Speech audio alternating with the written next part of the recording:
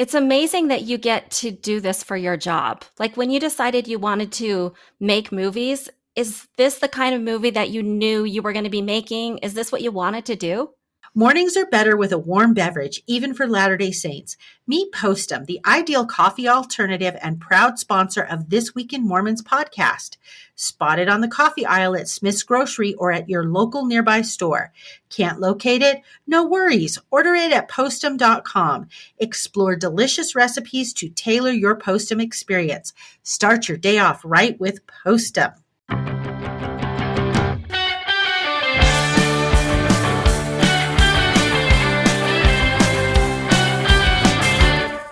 Hello and welcome everybody to This Week in Mormons, a twin sibling interview edition. Wow, Matt, professional. I feel like, Garrett, I need to explain. We say twim, not twin. Sometimes people think that Melissa and I are twin siblings, but twim is This Week in Mormons. It's our acronym. Okay, so it's not the same then. Yeah, we're not twins, but we are Irish siblings. Cousins? We're 10 months apart. Okay. Yeah, so Yeah. we're very close in age. My two oldest are 8 months apart. Oh, wow. All right. Are they adopted? They are. And Yeah. I always leave that off for a little bit, and people say, huh. And then Yeah. they say, it's okay because they have different mothers. And then they're really, really confused. That's a good opener. Yeah. Matt has two sons that are in the same grade. And yeah, they were both adopted as well. So that's why I jumped to You that. But immediately jumped to that. Yeah. You were very quick, Melissa. And then our oldest son, we adopted him. The way I would introduce myself at like stake events when I wanted to make sure I didn't get a calling, I would say, my wife and I were sealed in the temple 4 months before our oldest son was born, or something like that. People are like, wait a minute. Oh, no, 4 months. I don't know. It's just let me think. We were sealed 2 months after he was born. That's right. I got it backwards. Yeah. And it always raises an eyebrow. That's right. Okay. Whenever there's a new stake president, I make sure they know that that's part of my history. Hey, so listeners, we have with us today Garrett Batty. He is, I'm going to just call you a filmmaker because I know nothing about the industry and I don't know how to be more specific than that. Is that what you consider yourself, a filmmaker? Perfect. Yeah, that's great. well, Garrett, I noticed when I, did my really good research on you that you write the screenplays as well as producing and directing most of your movies. At least that's what it looked like. Is that right? Yes. Yeah. So I you do. take on all the jobs. I do. It's a good way to save a lot of money and add a lot of stress. So I'm familiar with two of your previous movies, the Saratov Approach, and then is it called Freetown, the one about the African saints? Yes, the missionaries in Africa. So you wrote those and directed them and produced them. So Saratov Approach, yes, I wrote, directed, and produced Freetown. I co-wrote with Melissa Leilani Larson, who is an incredible playwright. And I just loved that experience, and she was gracious enough to let me join her in writing that film. Wow. And then Yes, drop some of your other movies that you've done. I did, well, name drop. There's got to be some sort of recognition with name dropping, right? Otherwise, so I did a movie about Liberty Jail called Out of Liberty. Oh. Which is cool. Like it's a Western style historical movie, but it's set in Liberty Jail. And then Faith of Angels is coming out September 12th. And then in November, I have a new one coming out called The Carpenter. So we'll have to talk about that as well. Yeah. Okay. Another episode, but this one is Faith of Angels. But yeah, we're excited to talk to you about your upcoming movie for sure. I just so the listeners know, I did just recently finish watching it, and it is absolutely my favorite one you've done. And I've seen all your other ones, but this topped everything. There were so many good things about it. I think my favorite is the cinematography. It's a beautiful movie, frankly. Yeah. Thank you. We filmed in up in Utah, and we'll talk about what it's about. But yes, our DP was Ryan Little. And you would recognize his work. He directed and shot the Saints and Soldiers series. And it's just a dear friend and was gracious enough to come and be a part of this one as well. Oh, that's awesome. So I have a question. Oh, go ahead, Melissa. Okay, well, I was just going to say, Garrett, that I noticed in this movie you've got some of the top, what I would say is LDS actors. You've got Kirby Hayborn, and he plays a dad, and man, it's fun to see Kirby in that role. He does an excellent job. Yeah. There's also Jason Wade. He's been in a couple of your films, I think. Me and Matt actually grew up with Jason. Do you remember He's the Jason, only LDS Matt? actor I care about. He grew across the street. Yeah. So. Yeah, he grew up. Yeah, he grew up across the street from us, and he does a phenomenal job in it too. But yeah, you got yourself, the main hitters in LDS films. It's been so neat to be able to work with so many wonderful actors, and I love that. I think in Out of Liberty we had a stacked cast with Jason and Corbin Allred, and each one of my films I've had the chance to work with a name brand A-list LDS actor. And for Faith of Angels, we were fortunate to be able to get so many wonderful friends to come back and play for a couple of weeks, and then Yeah. surround them with our two leads. John Michael Finley is from the movie I Can Only Imagine, which is just a Yes. wonderful, wonderful movie. And John was great to come play that. And then our sheriff is played by Cameron Arnett, who is in some incredible faith-based films and has a new one coming out right now called The Forge. Okay, yeah. Well, and you say that, like, yeah, you got to work with them, but I think really, if I look at your history, you kind of made these actors. Like, you did a good job in creating the fame of these actors with a lot of the work you've done with them. You want to take credit for that? I'll take credit for anything somebody wants to Okay. give me credit for. Uh, but no, I love hanging out with these guys, and they're dear friends, and the fact that we get to make movies together it adds to it. So it's Yeah. been a fun journey with them. And who played the young boy in Faith of Angels? So that's an actor named Michael Bradford. And before I get into this, you probably maybe just give an overview of what the movie Yeah, is, let's do. if Yeah, that's go all ahead. right, Yeah. and then we'll answer your question. So yes, Faith of Angels. It's a true story. It's based on a true story. I kind of gravitate towards those, about a young boy who goes missing in an abandoned mine, back in the mountains of Utah, and then 500 miles away, there's a man, a stranger who's not connected to the family at all or to the boy, and he receives this prompting, this kind of spiritual voice talking to him, telling him to go to Utah. He doesn't necessarily know why. When he finally arrives to Utah, um, he learns that there's a boy lost in a mine, and he feels like he's supposed to be helpful in leading the search effort for him.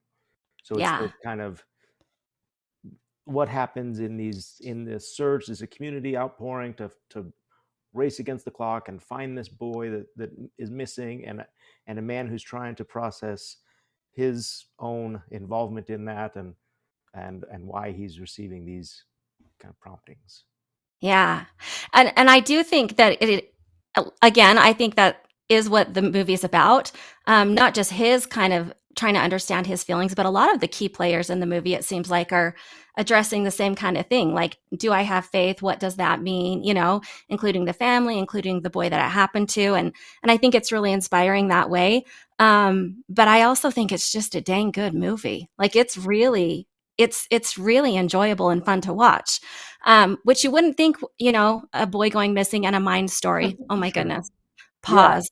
The last mine story I made my kids watch, they cried themselves to sleep. It was that one about the Nutty Putty Caves. Do you remember that one? I do remember that one. Yeah, This isn't like that. well-made movie, but Yeah. definitely a different outcome. Different outcome. That was one of the things that drew me to this movie, is this that faith element, and this element of angels. As I spoke with those that were involved, there were many, many accounts of like actual kind of angelic interactions or promptings. Never a visual of an angel, but certainly a voice or a feeling, or this comfort or whatever it is, that angels were involved. And that's what drew me to this, Yeah. and honestly drew a lot of our actors that came on board and said, yeah, these are important stories to tell. So were you a child when this story happened? I know it happened in the 80s. Yes, yeah, that's a very kind way to phrase that. Uh, Not what I was getting at, Garrett. Not what I was getting at. I'm from the 1900s. Well, I was just trying to remember, like, I feel like I kind of remembered this story happening. Like I kind of remembered it. But yeah, I just wondered if that was kind of the time you grew up in. So, yes, that is the time I grew up in, but I didn't know about this story. I wasn't aware of it. And I, but so many people are. I mean, you mentioned the story of Josh Dennis being found in the mine, and anybody, who's as young as me, remembers it, has vivid memories of it, and says, and it became a national news story. We got President Bush at the time, President of the United States, says this story is evidence that miracles happen. Yeah. And I mean, that's an impactful nationwide news story. That was interesting to me too. I think nowadays on national news, the term miracle wouldn't necessarily be used, and if it is, it's sometimes mocked, right, or we just shy away from that. And I think, boy, if we could ignite that conversation again and say, yes, miracles are happening every day. Angels are facilitating, these unique, unexplainable miracles to help us see the hand of God in our lives. And it was evident in talking with everybody involved with this story that that's what they were able to see. So is that where you start? Is like you hear about a story, and then is that how you start with your screenwriting? Is just interviewing people? Yes, for these based on a true story. Yes, I directed an episode for the church's Book of Mormon series. Okay. These movies that just came out. Yeah, the Book of Mormon videos, and somebody that's connected with the Dennis family reached out. They were an extra in that series, and they reached out to the producers of that series. Said, "Hey, would you, here's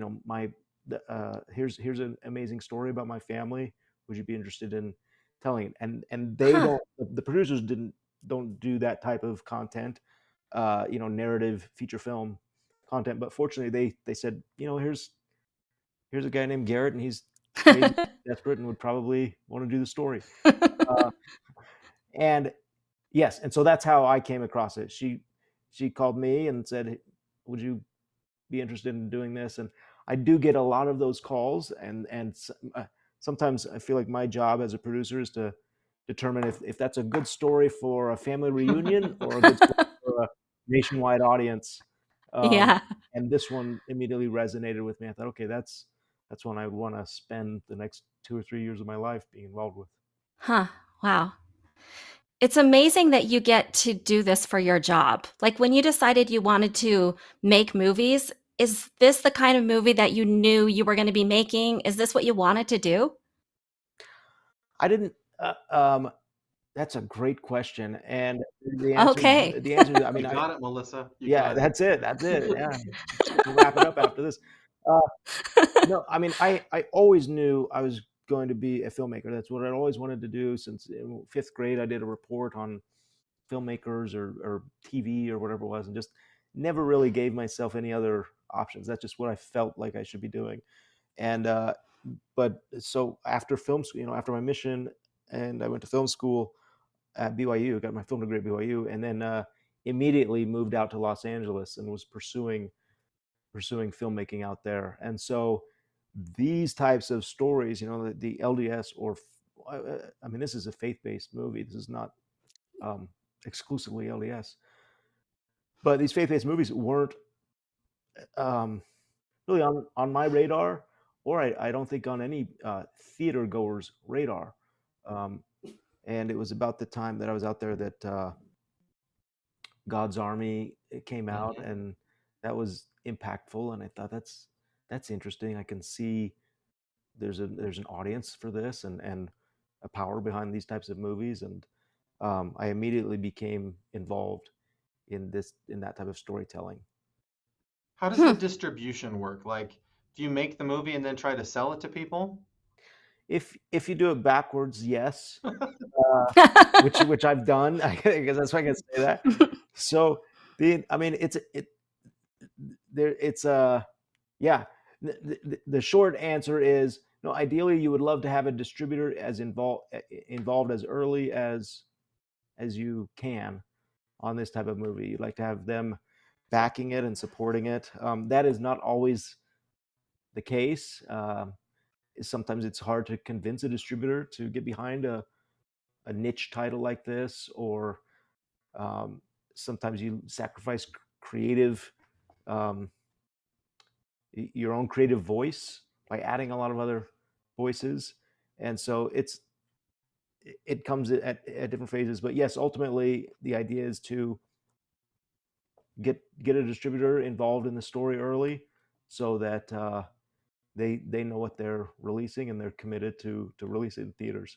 With this movie, with Faith of Angels, um, we pursued this. I pursued this completely independently. It's independently funded, and we've been Wow. very fortunate to have the support of an independent backer who said, "Yeah, we'll try one," and Hmm. and now we are releasing this in theaters independently. So we're working with a distributor who has done my films in the past, and so I have a great relationship with them. But they've committed to put it in any theaters that we request. So now our Wow. focus is to find the voice of the audience who wants to see it in theaters. So we're doing right now a Kickstarter campaign so that people can go and say, yes, I'm in Memphis and I'd like to see the movie, and here's a donation. And as the donations come in, we'll know where to take it. Oh, that's Oh, wow. interesting. So you Yeah. mentioned, That's fantastic. and by the way, what would be the Kickstarter if people wanted to find it? So it's if you go to Kickstarter, we'll have to put a link in there Yeah, because we can put a link in it's the show hashes notes. and slashes and everything like that. But it's it's Bring Faith of Angels to theaters. Wow. And So it we seems, just launched it on July 15th, and it'll be going until August 15th. So yeah, so if you do have listeners yeah. that want to help get this into theaters, that's how we get to do this one. So it seems to me like there are big moments in this kind of genre of movies. You mentioned God's Army. I think that's one of them that sort of kind of ignited a lot of films in this genre. And then it seems to me like last summer, Sound of Freedom might have been another kind of point like that, where people outside the church might have said, "Wait a minute, there's money to be made in this." Am I right in that? Is that kind of what happened with Sound of Freedom? Does it make it easier to make movies like yours? I Yes, sure. No, I think that there are phases and tidal waves, and I think a niche market certainly has ebbs and flows. In any niche market, and Hollywood would do that and say, "Hey, right now is a great time for westerns," and Mm, so one does well. You get back in the '90s, you get Unforgiven that does well, and then suddenly there's a slew of westerns that do well until some don't. We just are coming out of the superhero Marvel movie yeah, yeah. craze, where for 22 films they've done well, and slowly they're starting to peter off. And now, if you try to go get a superhero movie funded in Hollywood, they um, They don't want show to you the go. door. Uh, so, and until the time being, until somebody will come around, with a Sound of Freedom type movie, and it'll do well, and everybody say, "Oh, so what is that? Is it faith based? Is it child trafficking movies? What are doing well?" And let's figure that out. Um, it does help, Matt. It certainly does. The success of an independent film certainly helps people feel confident in trying it again, trying another one. Yeah. But Garrett, I would think that you can correct me on this, but I would think that you're at the point in your career when you say, I have an idea and I have a movie that people trust you and they say, yeah, go for it, Garrett. You have a good history. Is that not how movie making It works? should, right? It seems like it should. uh, with every movie, I mean, it's a risk. You're talking Hmm. about. Let's see. I don't want to downplay what you're saying, Melissa. Yes, I'm very fortunate to have an audience that has responded well to my movies, and so, um, a distributor says we have to make sure and put your name on this because people will go to it, and Mm. I don't take that lightly. I hope I don't take that for granted. I don't necessarily trust it all the way, but yes, that is a good thing. It is not a first time like an unknown entity. That being said, every single movie is a risk. And so in order to like find an investment or find a backer or find a distributor, nobody has ever made the next movie that I'm trying to make before. So there's no like proof of Mm-hmm. concept for it or anything like that.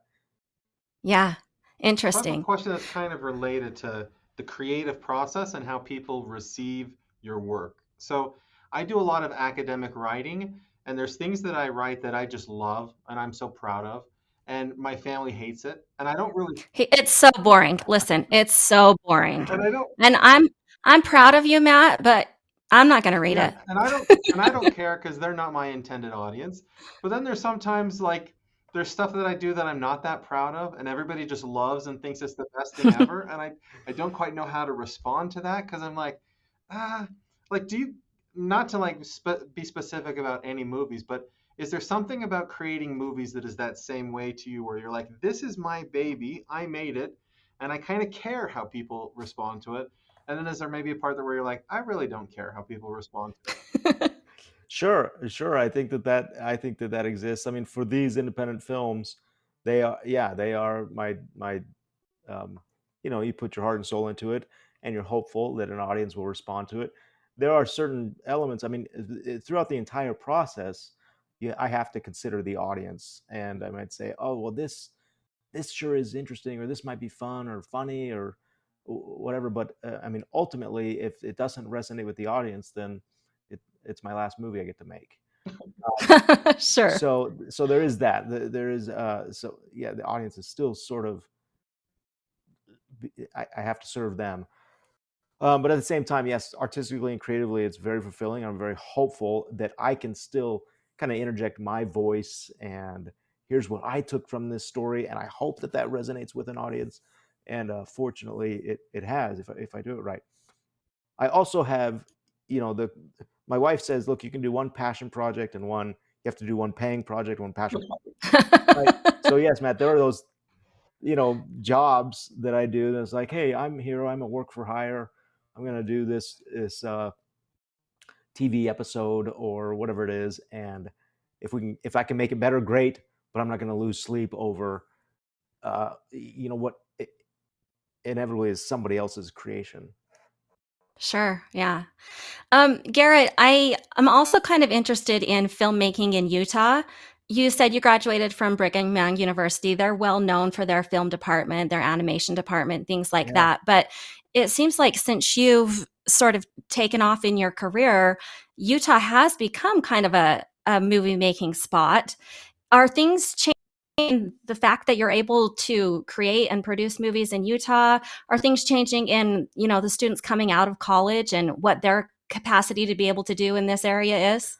I think so, and I'm not affiliated with any school program at all currently. Mm-hmm. I'd love the opportunity to go back and teach or whatever, be involved. Uh, but yes, the film industry in Utah in general is incredible. We have amazing crews, and I think that does give credit to the film programs at BYU or UVU or even Utah University of Utah, Utah State. Just incredible crews and opportunities. There are a lot of hands-on programs. Say, hey, you know, how can we learn the equipment better or learn the production or learn what it's like on a set? I think those opportunities really exist really nicely in Utah. I was grateful that, having gone to BYU and thought, okay, is that gonna limit me out in LA? But as you pointed out, there's a reputation, a good reputation for, oh, you went to BYU, your film degree is from BYU, great. There's a level of experience and a level of respect for that degree. So I was grateful for that. How But in much of the Utah, I think the film industry is booming. It's not just church films, not just spiritual films. We do so many wonderful Hallmark movies and Christmas movies. And I mean, you've got Kevin Costner and Taylor Sheridan who are doing Horizons and Yellowstone, and you know, Apple TV shoots up here. There's a Utah Film Studios up in Park City. There's an abundance of work. I say that, and Hmm. probably there's any crew members listening going, "Oh, help me find it." Uh, but yeah, it's a great industry here. how Huh. much of filmmaking is networking and getting to know people? Because I would imagine despite all of the things you learned at BYU, it's not like you graduate from BYU and the film industry says, "Welcome to the film industry. Here you go." Like, isn't a lot of it like starting somewhere and building a network? Matt, I wish you could have told me that when I graduated, because I went to BYU film school and looked around. I remember sitting kind of in my intro to film classes, and I'm thinking, yeah, I kind of know what I'm doing. I've already made 3 videos or whatever it was. And I look around and go, none of these people are filmmakers in here. They're like all barely learning. I'm sure they were probably thinking the exact same thing about me. And so I went to LA as quickly as I could. I graduated in 3 years and just like went to LA, not knowing a soul, and thinking, okay, now, I'm here. I'll be an executive in a couple of years. Like, hello world. And yeah, nothing came up. My first gig came 3 months after LA.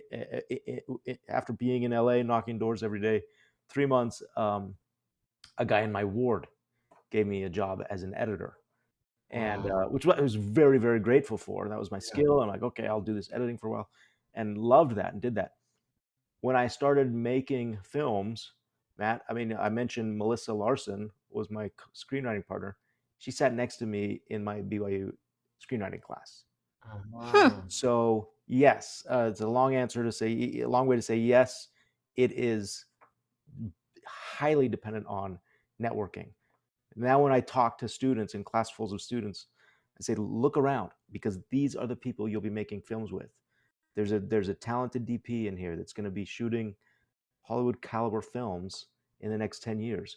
Build a relationship with them, and so forth, an editor or a writer or whatever it is. How many times did your family members tell you were crazy for studying film? Yeah, I was fortunate. I certainly have heard that from people. I know that that is a sentiment. I was fortunate to have very, very supportive parents. I think my dad, helped me buy my first camera in 8th grade or something, and so I was very grateful for that. My mom, we have an inside joke that she was a flight attendant, Southwest flight attendant for her career, and it wasn't until, I mean, even during Saratov approach, it took off. People saw that and recognized it, but I mean, even up until 5 or 10 years ago, when she was retiring, she would still say, "Oh, and my son he's trying to get into the film industry." Like, there's not much more I can do to get in. Got 8 feature films. Thanks, Mom. That's all right. No, but we laugh about that. Can we circle back? Sorry, this is a long circle to you were going to tell us about the actor who played the young man in the Angels movie. I'm sorry, I lost the name. Faith of Angels. Thank you. Thank you. Yeah, so this was fun. This guy, this kid, I've known him his entire life. He's my... So like 10, 12 years? Yeah, so Michael Bradford is his screen name, and he auditioned for the movie. And just like, everybody auditioned for the movie. And it doesn't spoil the movie, but it spoils the fun that he's my son.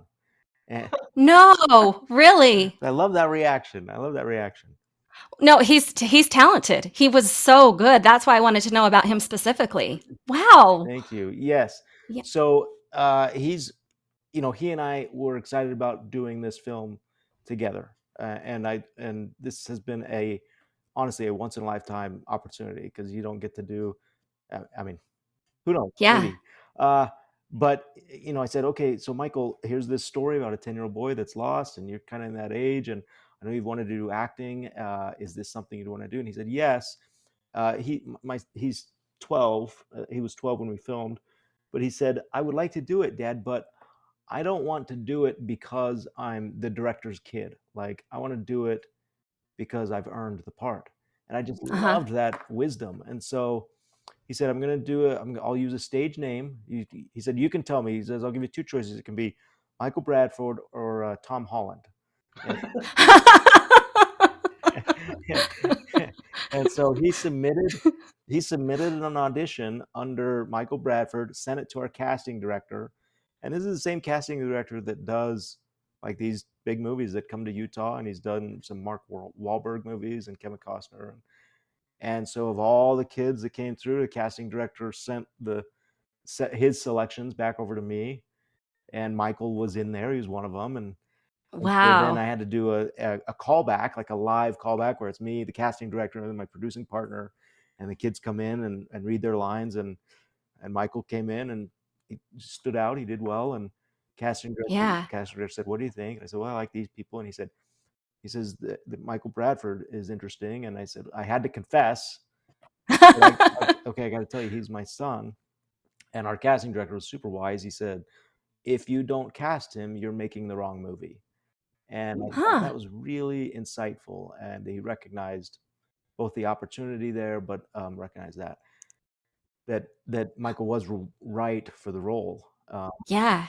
So we ran him by the family, the Dennis family, on whom the boy, the story is based.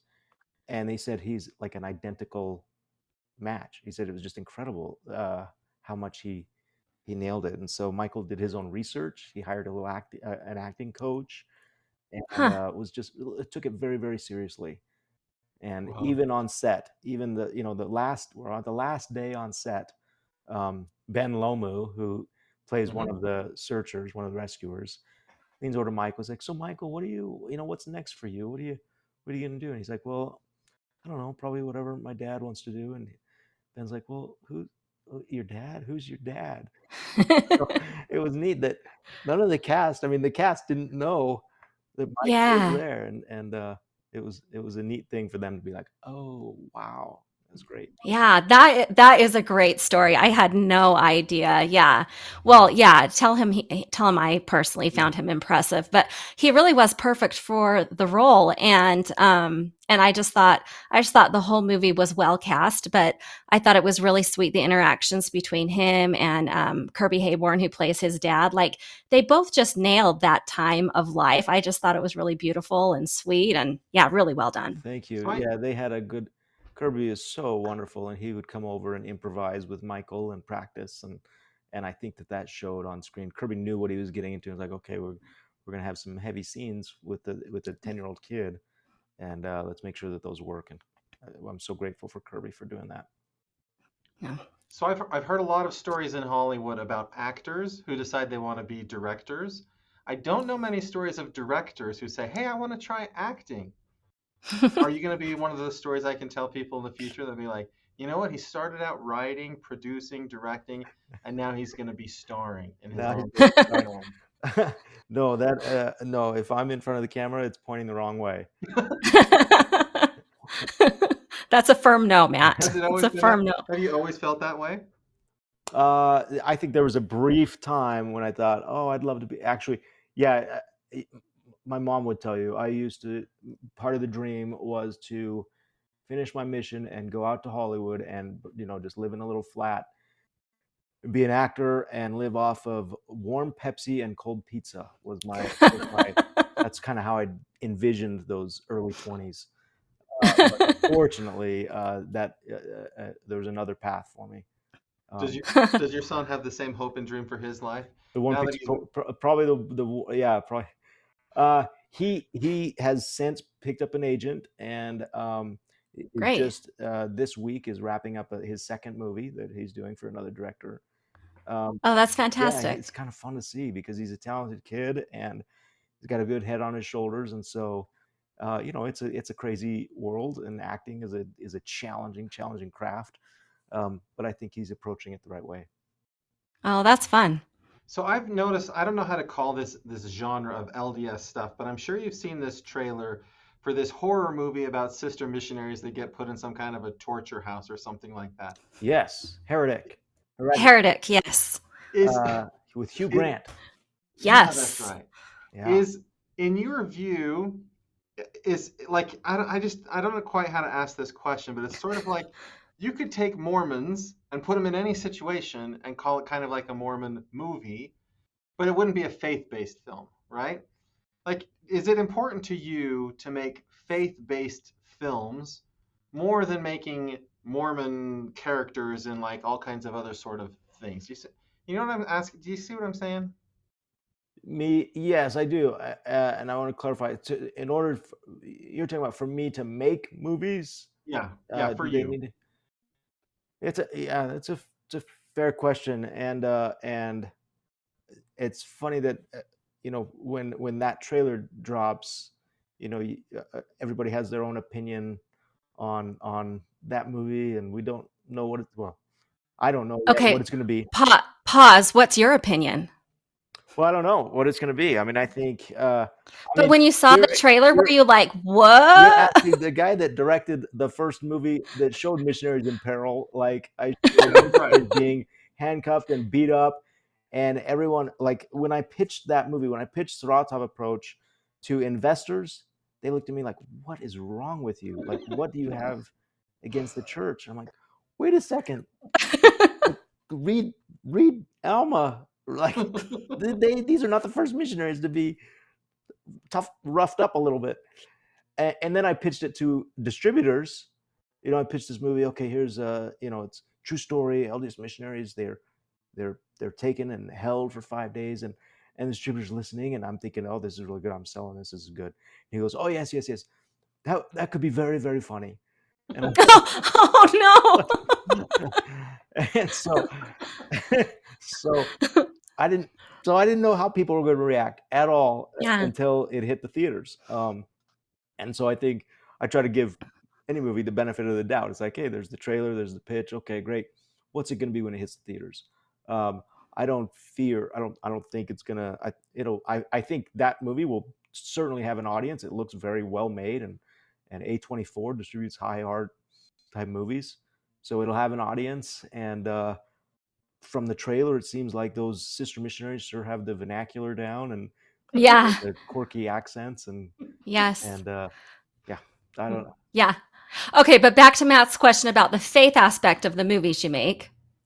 Yes, I'm drawn to faith-based filmmaking. I love those types of stories. I think it's so much work to make a movie that if I'm going to put that much heart and soul into it, that it should align um, with what I promised to put my heart and soul into. Hmm. And so I don't know that every story I make is going to be an LDS family um, or story or something like that. But it could, it's a lot of work to make a movie, and so I don't know how many I get to make. I hope I get to make another dozen. Um, but yeah, we'll see. You do seem drawn to true stories, though. Is that fair to say that you're looking for a good story that's a true story?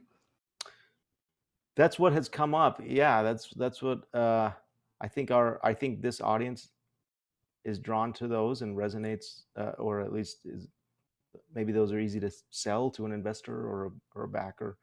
Hmm. Um, maybe I'm not. I don't know. Creatively, if maybe there's a good creative script that isn't a true story that could be fun to make. Um, yeah, I wouldn't. I don't want to put myself in a box and say I'll only do true stories. I think a Sure. fun rom com would be so great to make. Honestly, like a heartfelt rom com could be really, really Uh-huh. fun. Uh-huh. So, Cool. as we talk to members of the church from different backgrounds, right? Like members of Congress, we've talked to people that are professors and podcasters, things like that. It seems to me like members of the church, at least at the moment, feel like there's good that they do in their callings and in the official ways that they're a part of the church. And then there's things that they do that are good because they feel some other kind of higher calling, maybe an internal calling or an internal motivation to do these kinds of things. Is filmmaking like that for you? Are faith-based films like that for you? Like you kind of feel called to like, this is something I can do to like create good in the world around me? Yeah, I think so. I think, and I don't want to come across as like the tortured artist, but I think that there are easier genres and easier ways to make a living in film. Um, Mhm. and it is hard. I mean, I mentioned a paid project and a passion project. I didn't say which projects were paid. I can say that now. They're not these films, Yeah. right? These are Hmm. passion projects, and at the end of the day, I'm grateful for those that support them and go to see them in theaters. But um, that doesn't. I can't make my living that way. So I'll always be doing, work for the church or other, commercials, or I directed an episode of Studio C Mm-hmm. last season, and so I'm very grateful for those types of projects. Um, I'm trying to remember. I just did I dodge your question totally again? No, you completely answered my question. Yeah. I actually think a lot of people feel that way. They make their living in one way, and then they say, "But I want to be doing something in the world. I want to leave my mark in a positive way." Or and maybe it's as simple as like the way they interact with other people, but they also take on these other things. They're not waiting for the church to call them to do something. They're not waiting for someone to give them permission to do something. They just say, "This is something I think I can do, and this is a need I see in the world, and so I'm just going to take it on and do it." I think you're right on. I love that. Right before I made Saratov Approach, I got a job full time. It was the only time I've ever had a full time job working for the church, producing Mormon messages. And these were Mm. like new little. I mean, YouTube was kind of a place. It was good Wild West. It's still Wild West, but there wasn't a lot of faith-based content coming out on YouTube, right? And the church put out an Easter message from Elder Holland, and I at the time I was totally independent and just I had a business. I had about 5 full-time employees. We were doing a lot of corporate stuff, and I saw this Easter message from Elder Holland. And I thought, and even the church was one of my clients, yeah, and I thought, man, I would do anything to be able to make that type of content. Like, that is awesome. And within 3 months, my entire business like dried up. All my clients were like, we're out of here. We're going to find somebody else. And it was like, what am I going to do? This is insane. And I got a call from somebody, an employee at the church, a good friend, who I don't think he knew that I was desperately ready for whatever would come my way. But he said, hey, would you like to come on board and help us produce this series called Mormon Messages? And so I was grateful for that. So let's see. There was a point to this story. We did, we put together this team. There were 6 of us that were creating these Mormon messages, and then it started to spur like we'd see members of the church on their own releasing content or creating content or taking cut ups from general conference talk and releasing those. And there was that sentiment of like, oh wait, hey, this is our territory. And then this very quick like reprimand, a spiritual reprimand saying, no, that's exactly what we want. We want members of the church to take initiative. Why should the church spend money and resources creating content when there's millions of members of the church and we just have phones and editing or whatever it is? We can create our own content, and let's do that. Let's make it look right. Let's not misrepresent anything. But my goodness, to have people feel compelled, like, yeah, I'm an accountant by day and a YouTube creator of general conference Instagram shorts by night. That's awesome. Yeah, that's really cool. That's really cool. Okay, so Garrett, do you want to tell us anything more about this Faith of Angels movie? Because I don't want to like spoil anything, but I do want people to go see it. Like, it's really, really good. Do you want to tell us anything more about the movie? And if so, or if not, I also want to hear what you're working on next. Yeah, well, Melissa, thank you for being sensitive to spoiling it. And people can certainly search out the story and they know what happens. Yeah, But it's not a spoiler in that way, but it's a spoiler emotionally. Like, it's an emotional movie, and it's not pushing you to feel a certain emotion, but it's pushing you to explore what's going on inside your own head. Like, it really does take you on a personal journey, I think, as you're watching it. So I thank you, and I think that as a filmmaker, I spent a year researching the story and interviews with the family and the searchers and the news media, and then anybody else who was involved, the friends that are connected with the family, and just interviewing and researching, and without fail, every single one of them had been like lifelong impacted by this story, and they all recounted their own miracles that occurred through their involvement. And yeah. so that was one of the joys of writing the script. As we're writing the script, saying how do we make this interesting, or how do we up the stakes? And this movie we never had to say, well, let's make something up here. It was always just go Yeah. back to the notes and say, oh, okay, we need a scene here, whatever. And there was always a supportive miracle.